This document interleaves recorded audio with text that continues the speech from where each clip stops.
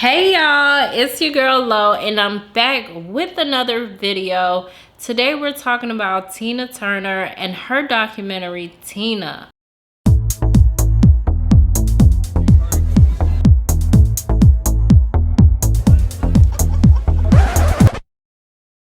Guys, I'm not gonna waste no time.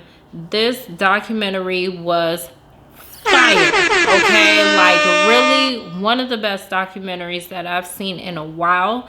First things first, let's talk about Tina. I am a fan of Tina, obviously, okay? I was willing to put on the wig, the makeup, the whole nine, just to emulate her because I am such a huge fan. The documentary basically went through her life, growing up in Tennessee and eventually moving to St. Louis, where basically her career began. Prior to her beginning her life in St. Louis, she grew up in Tennessee with her grandparents, and basically her mother was not in her life. Her father, I don't know, it's sad to hear just her story, how basically her parents abandoned her and she basically had to just grow up with her grandparents.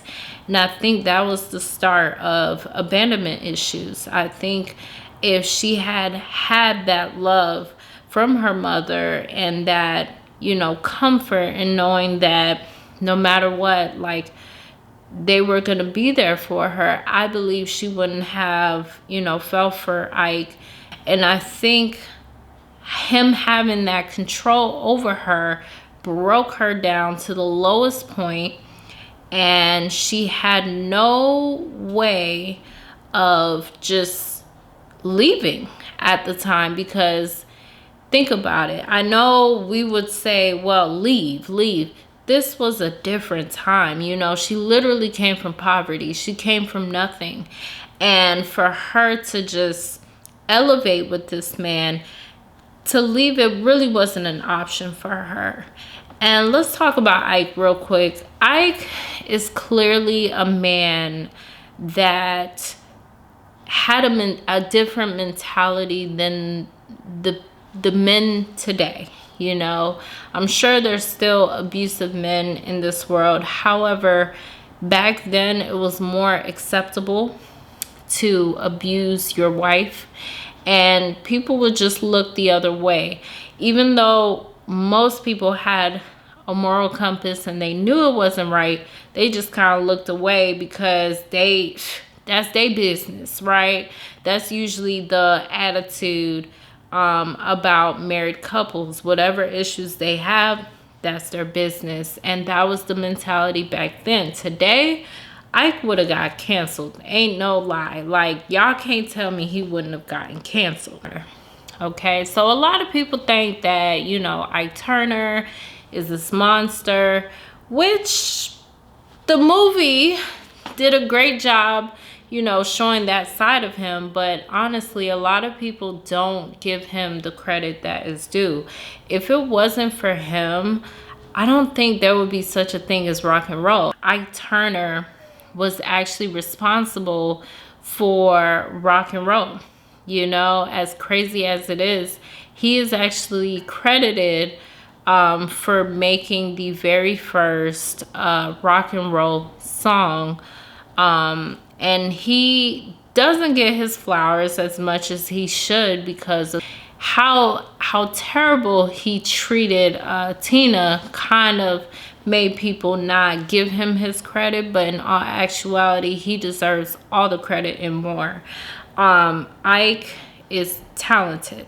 We cannot take that away from him. He created all the music, the arrangements. He was even in charge of all the looks, how Tina looked on stage. As far as her pizzazz and how she danced, that was her. That was definitely her. But the vision, how everything was put together, that was Ike. That was Ike. And we have to give him his credit, even though it's hard because, of course, he was an abusive man and he did treat Tina like crap. So yeah, Tina, when she talks about Ike, it seems like she still has love for him.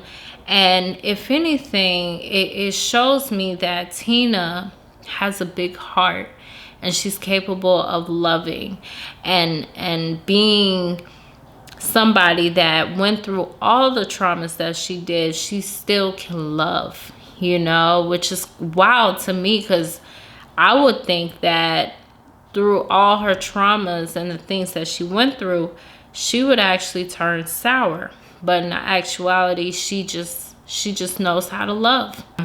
All right, so pretty much Tina is a hero, and she just shows us her journey through poverty, through being rich and an abusive relationship, and finally having the courage to leave. When she talked about having the courage to leave and her only having 36 cents in her pocket, and that's it.